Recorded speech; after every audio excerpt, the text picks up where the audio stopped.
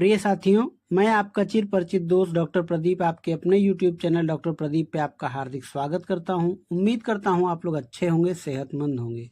साथियों, स्वामी शिवानंद बाबा का निधन एक तरीके से एक युग का अंत है। आज इसी के बारे में हम आपको बताएंगे।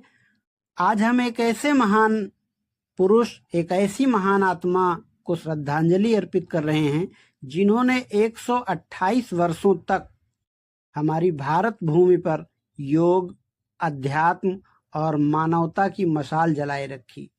वाराणसी के पद्मश्री योग गुरु स्वामी शिवानंद बाबा का शनिवार रात निधन हो गया है।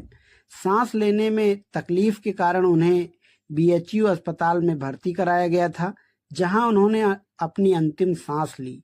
स्वामी शिवानंद केवल एक योग गुरु ही नहीं बल्कि एक जीवंत प्रेरणा थे।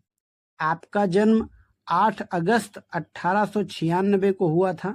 उन्होंने अपने जीवन के हर क्षण को सादगी, अनुशासन और सेवा के लिए समर्पित किया। उनकी उम्र भले ही 128 वर्ष की थी, लेकिन उनकी ऊर्जा और उत्साह किसी युवा से कम नहीं थी। योग के माध्यम से उन्होंने न केवल स्वयं को स्वस्थ रखा, बल्कि लाखों लोगों को जीवन जीने की कला सिखाई। आपको पद्मश्री सम्मान भी मिला था।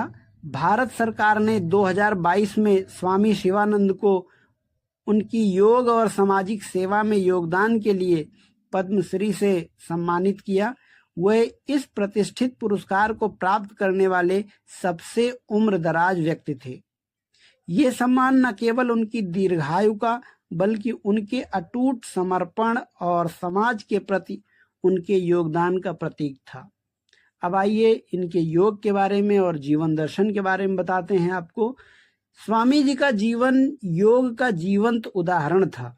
वह सुबह सूर्योदय से पहले ही ब्रह्म मुहूर्त में उठ जाते थे। उठकर योग, प्राणायाम और ध्यान करते थे।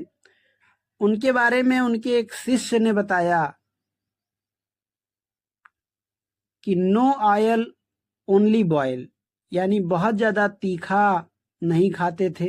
उनका मानना था कि स्वस्थ शरीर और शांत मन ही सच्चे सुख का आधार है। उनकी दिनचर्या में सात्विक भोजन, प्रकृति के साथ समय बिताना और दूसरों की मदद करना शामिल था। वे अक्सर कहते थे, जीवन का उद्देश्य केवल जीना नहीं बल्कि दूसरों के लिए जीना है। विश्व के लिए एक प्रेरणा थे स्वामी शिवानंद जी। स्वामी शिवानंद जी ने अपने जीवन में कई पीढ़ियों को प्रेरित किया। उनकी सादगी, विनम्रता और जीवन के प्रति सकारात्मक दृष्टिकोण ने उन्हें सभी के लिए प्रिय बना दिया। चाहे वह योग सिखाना हो, जरूरतमंद लोगों की मदद करना हो या फिर अपनी मुस्कान से लोगों का मन जीतना हो, स्वामी जी हर जगह अपनी छाप छोड़ गए। इस तरीके से एक अपूरणीय क्षत मिली है।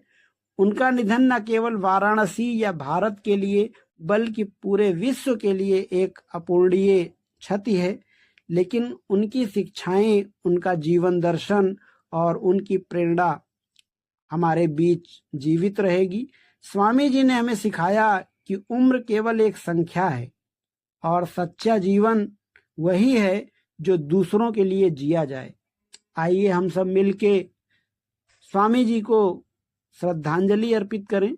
हम सभी मिलकर स्वामी शिवानंद बाबा को नमन करें और उनके दिखाए मार्ग पर चलने का संकल्प लें।